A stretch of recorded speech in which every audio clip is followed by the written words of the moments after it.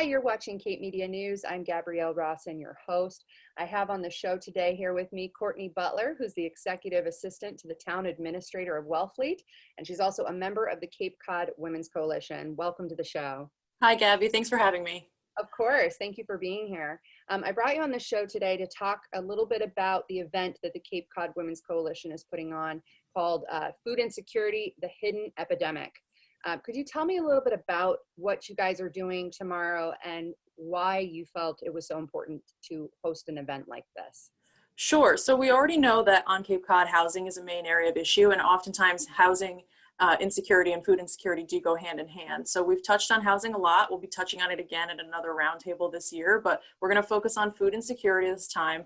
And that has really been highlighted by COVID-19 and further expanded upon the issue of food insecurity on Cape Cod. So we want to highlight this hidden epidemic that we have while also exploring the different resources and showcasing those resources that exist and highlighting current programs for our viewers and our members and everyone on Cape Cod to know that there is support out there. So you guys have designed an online forum essentially with a variety of speakers. Can you tell me a little bit about who's going to be on this forum and perhaps a little bit about what they might be discussing?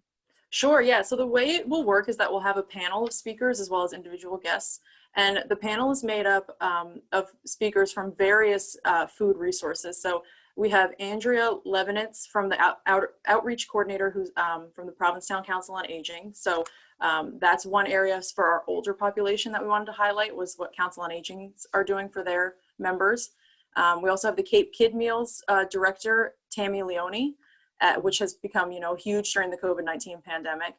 We have Christine Menard, who's the Executive Director of the Family Pantry of Cape Cod and the co-chair of the Cape Cod Hunger Network.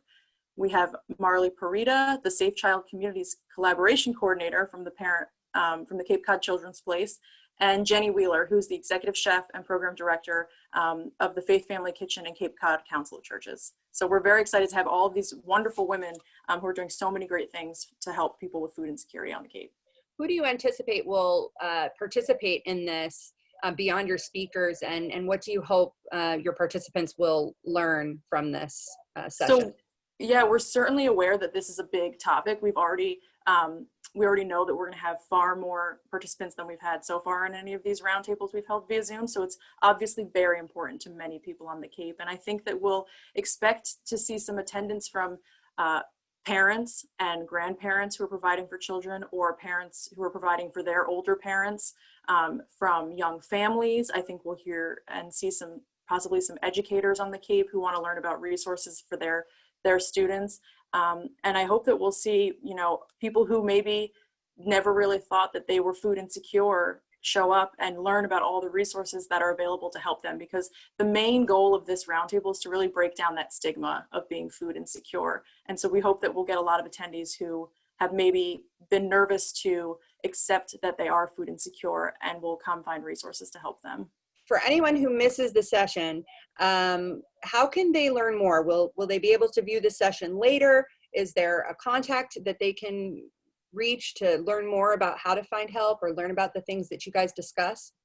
Yeah, so the Cape Women's Coalition website will have the full recording on after we've hosted the roundtable event. And all of the resources will also be listed there. And the Cape Women's Coalition also has a Facebook page that's very active, and we respond to messages on that all the time. So if there's any resources that people are still looking to find and they can't find them, please don't hesitate to ask the Cape Women's Coalition.